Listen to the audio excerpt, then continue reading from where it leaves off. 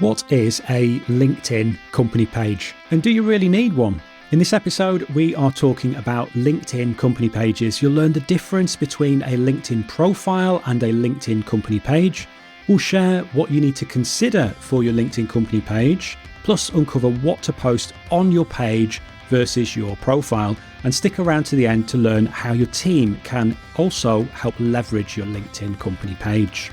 Welcome to Architecture Business Club, the show that helps you build a better business in architecture so you can enjoy more freedom, flexibility and fulfillment.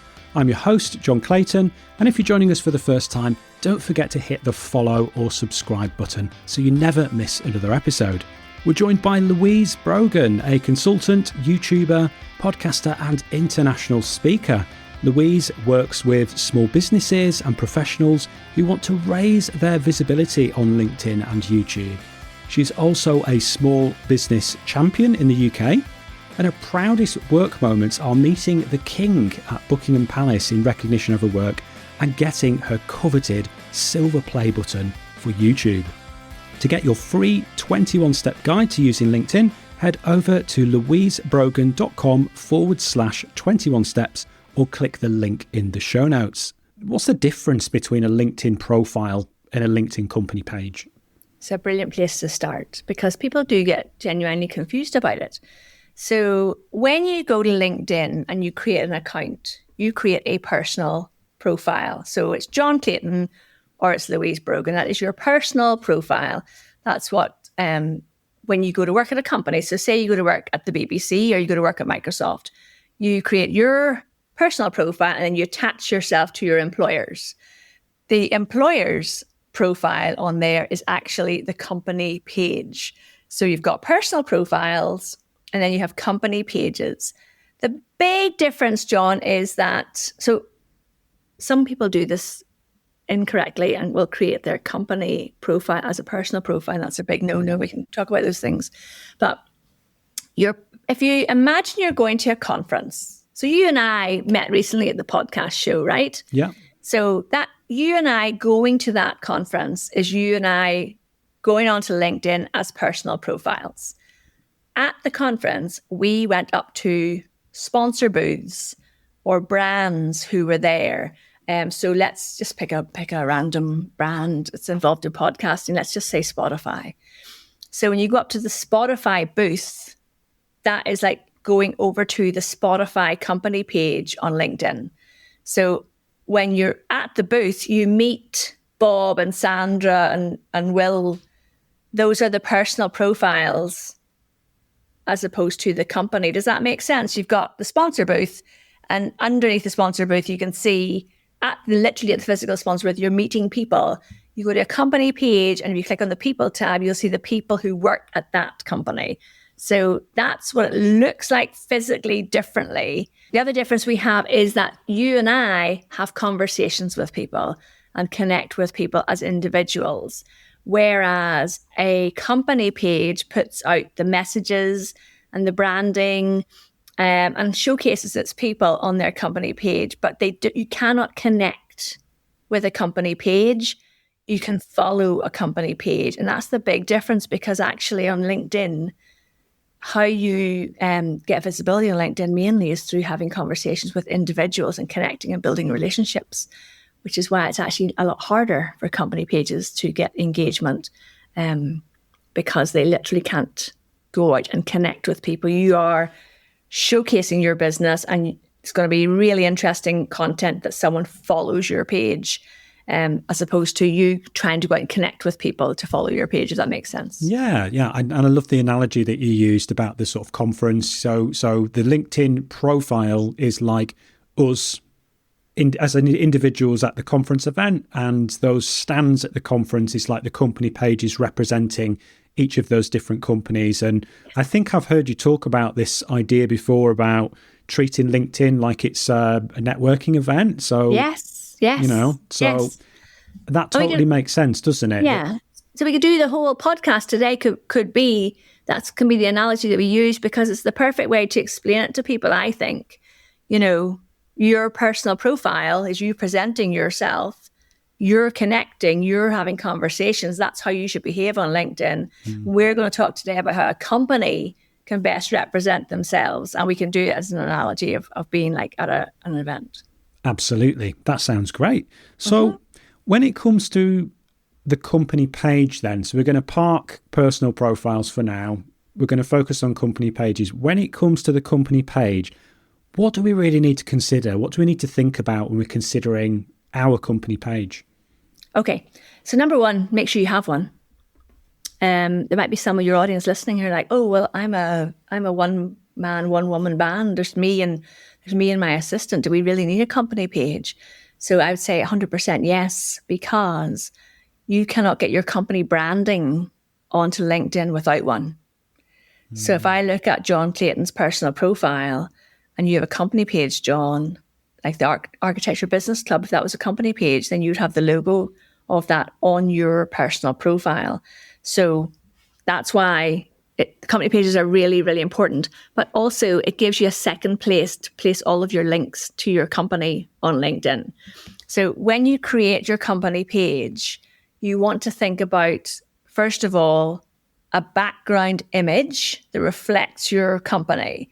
Now, if you have a team, your team could go in that image. If you have, hopefully you've got a logo, your logo can go in that image.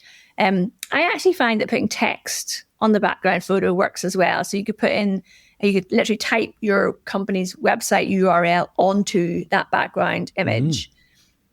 So use that space, because the first thing people do when they are looking at a screen is they connect with the images before they read the text.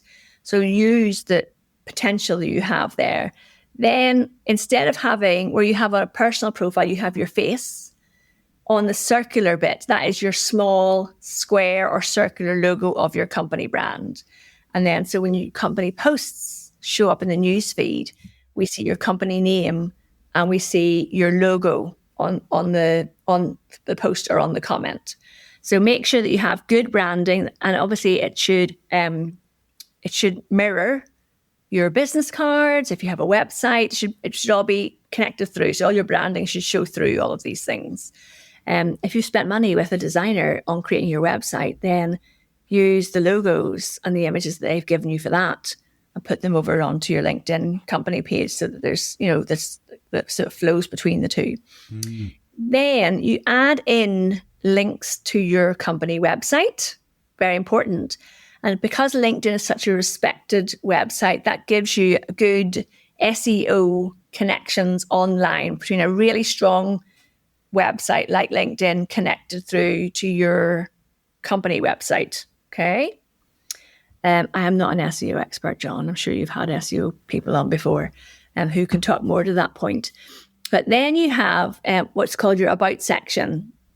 And in this, you want to think of the keywords that people are looking for. So if that's your speciality, that should say in your About section, you should be telling me something about that.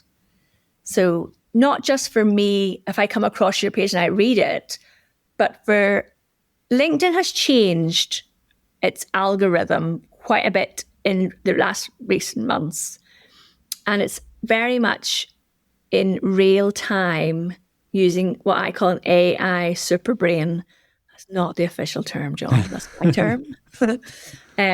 Whereas it is instant updates on everything you do on LinkedIn. And what I mean by that is, if I'm on LinkedIn today, John, and I'm talking about heritage architecture, it's updating in the background that that's something I'm interested in. So it starts showing me content on that.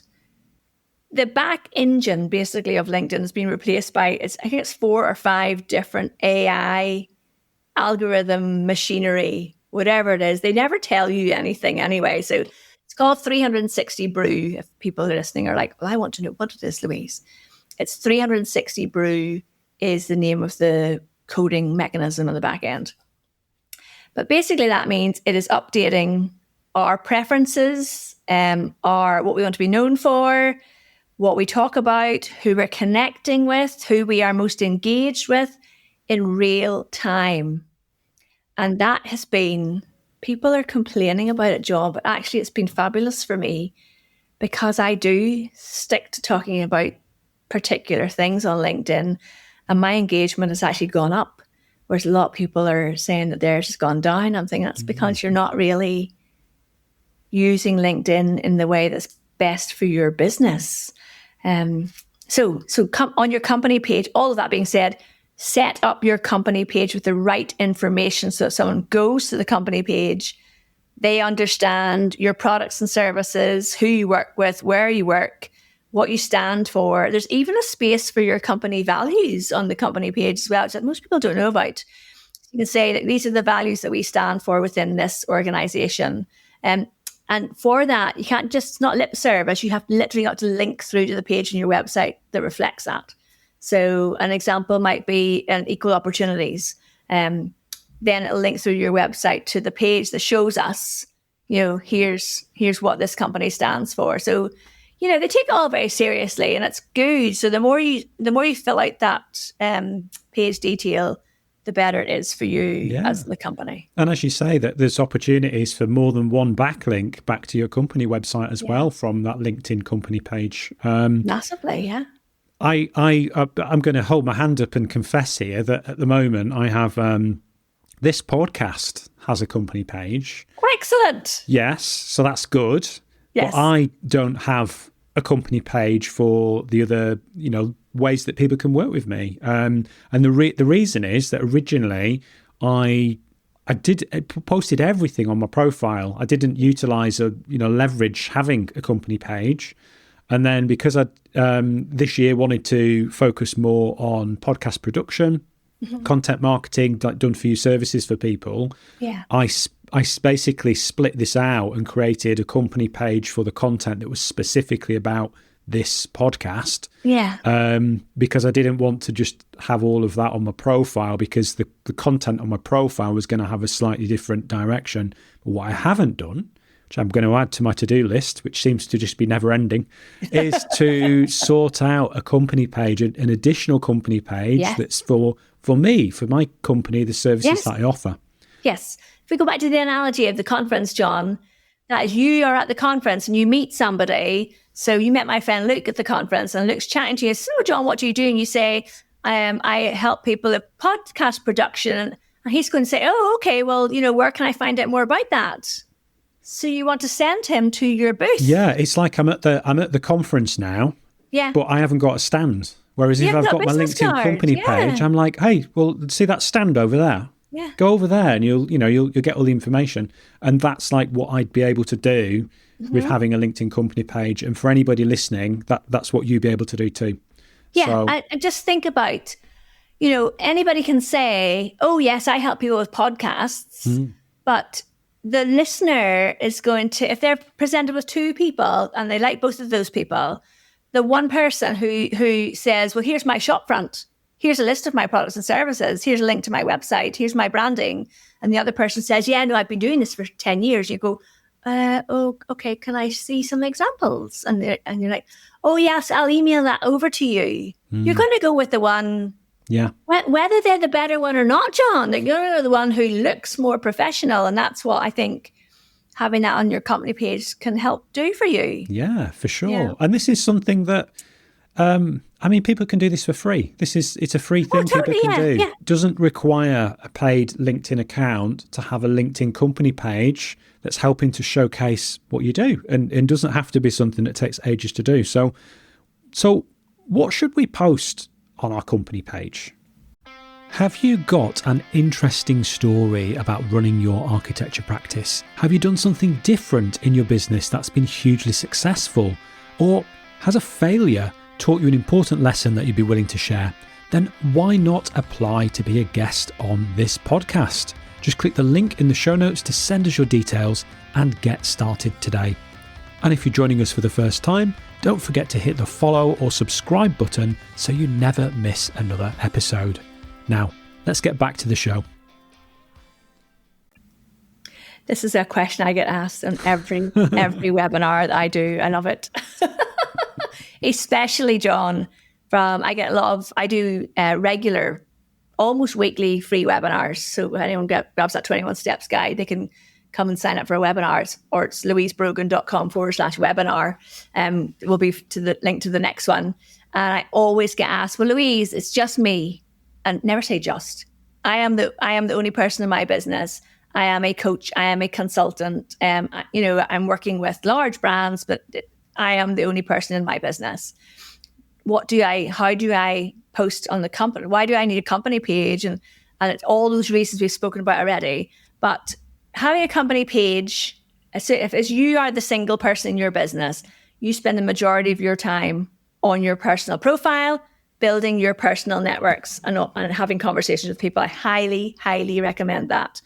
However, on the company page, so that people who go and look at it can see that your business is active, that you are working on projects, I suggest that you post maybe once a week or once every 2 weeks, something on the company page so people can see that you're active, and it's going to be more around projects you're working on, what kind of things you're involved in. Do you do stuff within the community?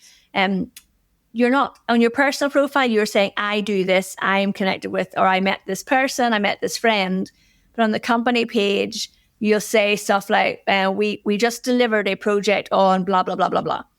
So you are writing it a different way. You're not writing it from your personal point of view, but you do want to show up on there. So say, for example, John, you've got this podcast, and you on the post on the company page about the podcast will say, this week I interviewed Louise Brogan about LinkedIn company pages, and here's why I think architects need to really think about whether they need a company page or not. And here are 3 key points that Louise mentioned. Make sure and tune into the episode. Whereas on your personal profile, you will say, I interviewed Louise Brogan this week about company pages, and she really made me think about, creating one for myself. Here's something that she shared. And do you have a company page? So you can see it's the same kind of post, but it's just written different point of view. Does that make sense? Yeah, I love that example.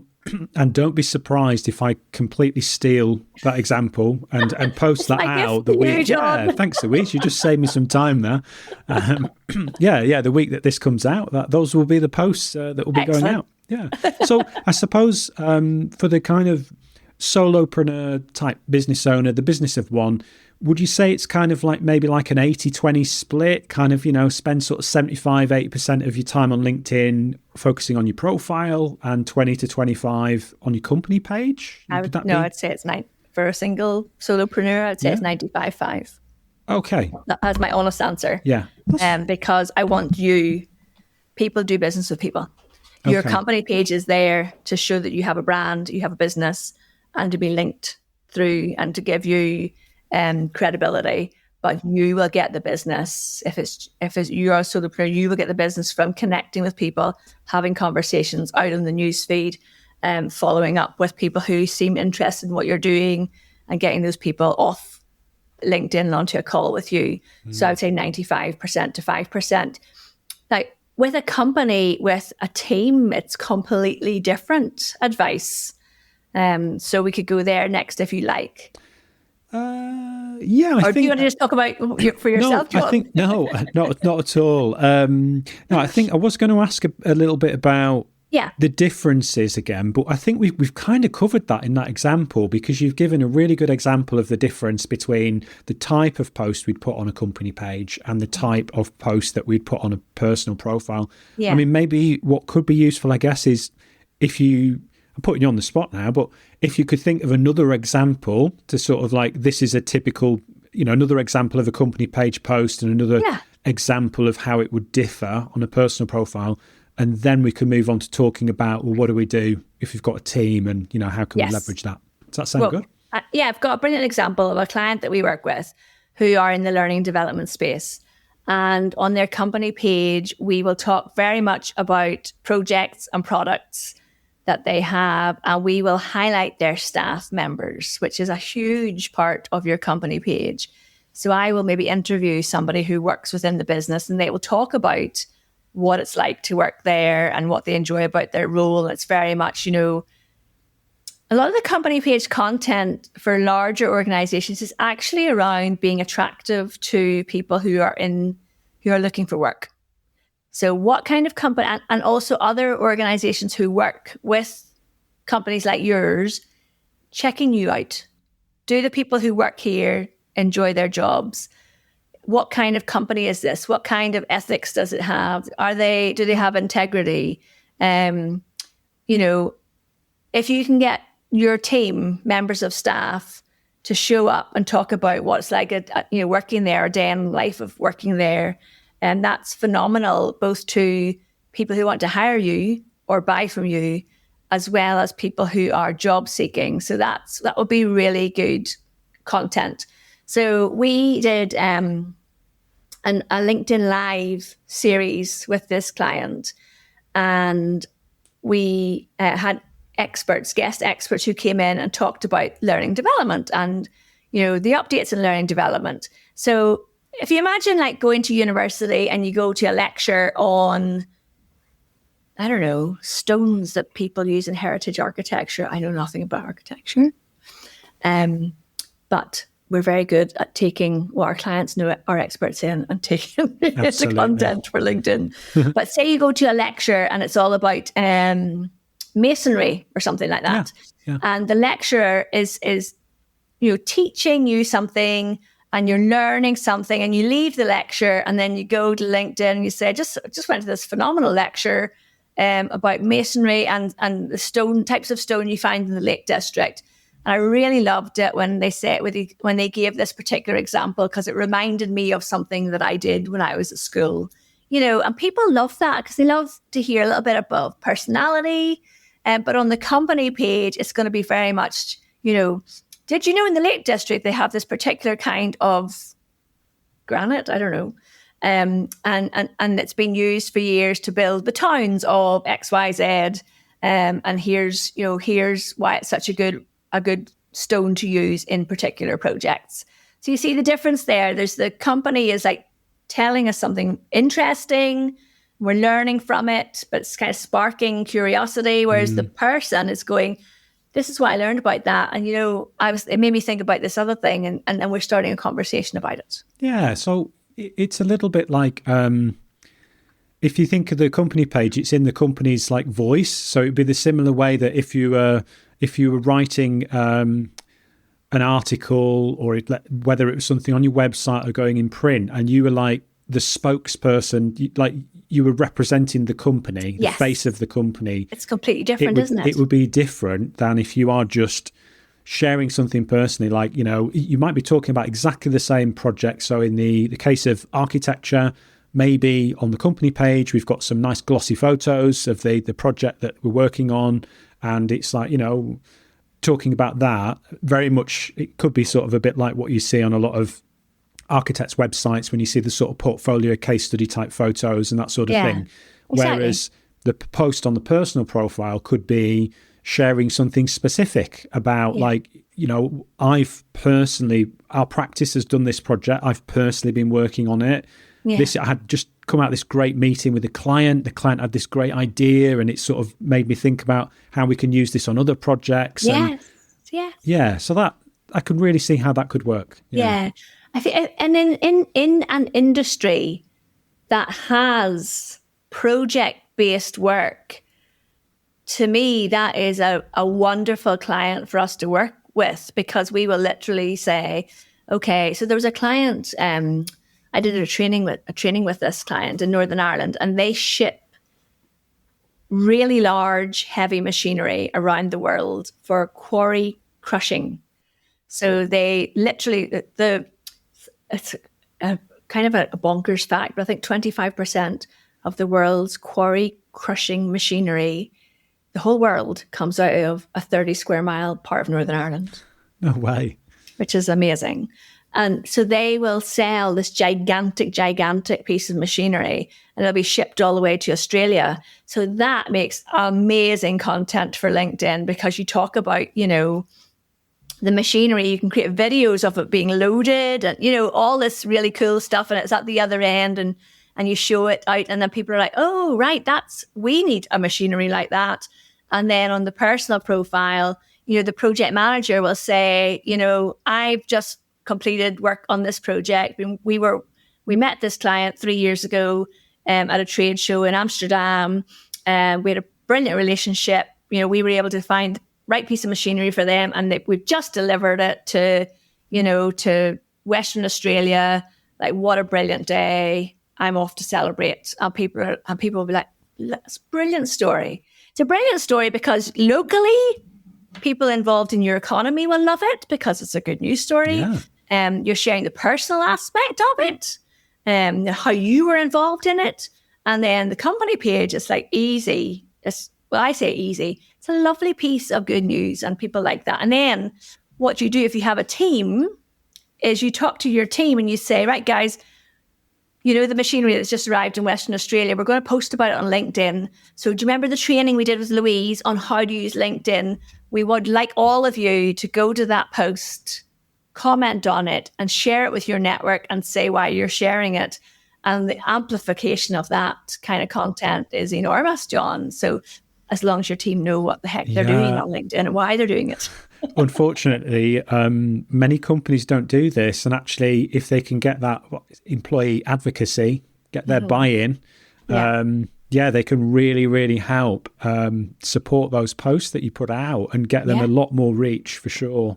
Yeah. I am available for training and workshops. Yes, yeah. And definitely would recommend Louise for that. If anybody that's wanting to learn more about using LinkedIn or for their company, contact Louise for sure and book one of her workshops. Louise, this has been really good. And I've learned something about company pages, a few things, and brilliant. I've also got a few things I need to add to my own to-do list as well. So this has been a really actionable episode for me personally. Yay! I'm sure it will be for the listeners too. What would be the main thing that you'd like everyone to take away from this conversation? So the one thing I would like people to take away from this, if you do not have a company page yet on LinkedIn, please create one because you're giving yourself twice the chance of getting found by your target audience, your ideal clients. And then if you have got a company page, try and post on it at least once a week and think, what projects can we share? And the third thing is please empower your team to know why they should be sharing this content on LinkedIn. That's so important. People don't want to do stuff just because you tell them to do it. They want to know why. What's the point of it? The point of it is to get your business more leads, which brings in more business to the company, which gives the company more stability and gives their jobs more stability, et cetera, et cetera, et cetera. So why they should be doing it and then show them how to do it. Because what I have found is that a lot of people are like, okay, I understand that I'm supposed to do this, but I have literally no idea how to do it. What am I actually supposed to do? You know, what is a post? What's a repost? You know, all this stuff. So, John, everything I teach is available for free on my YouTube channel. So people can go and look at that. There's buckets of stuff about company pages. But obviously, of course, they can reach out to me and have a chat. I'd be delighted to help them. Yeah. Louise has got a ridiculous number of subscribers on her YouTube channel. It's a testament to how good her content is. Totally practical and really, really useful. So absolutely go and check that out. Yeah, there's no fluff. There's no fluff. No, there's no fluff. Was there anything else you wanted to add that we haven't already covered about this topic? We've covered quite a bit there, I think. We have covered quite a bit. I mean, I am not an expert in LinkedIn advertising, but I've seen new stuff coming out where companies can sponsor individuals' posts on LinkedIn. So, for example, Microsoft could, it's a gigantic example, but Microsoft could sponsor their CEO's posts, and it's called thought leadership advertisement, which is kind of interesting. LinkedIn's definitely going down a route of pay to play a lot more recently. So I think we should keep an eye on the paid aspects of LinkedIn. But that's a whole other podcast episode, John. Absolutely, yeah. Well, let's save that for another day. You know, maybe you can come back on the show next year and we can talk about that. Could you remind everyone about the freebie that I mentioned in the introduction? Yes. So I have a guide that's called 21 Steps to Using LinkedIn Successfully. And if you go to louisebrogan.com/21 steps, it's 21 steps. Go grab that and then come along to my next free webinar. I do them all the time. I love teaching people how to use LinkedIn. Thanks so much for listening to this episode of Architecture Business Club. If you liked this episode, think other people might enjoy it, or just want to show your support for the show, then please leave a 5-star review or rating wherever you listen to podcasts. It would mean so much to me, and it makes it easier for new listeners to discover the show. And if you haven't done so already, don't forget to hit the follow or subscribe button so you never miss another episode. And if you'd like to connect with me online, you can do that on most social media platforms. Just search for @Mr. John Clayton. The best place to connect with me online is LinkedIn, and you can find a link to my profile in the show notes. Remember, running your architecture business doesn't have to be hard, and you don't need to do it alone. This is Architecture Business Club,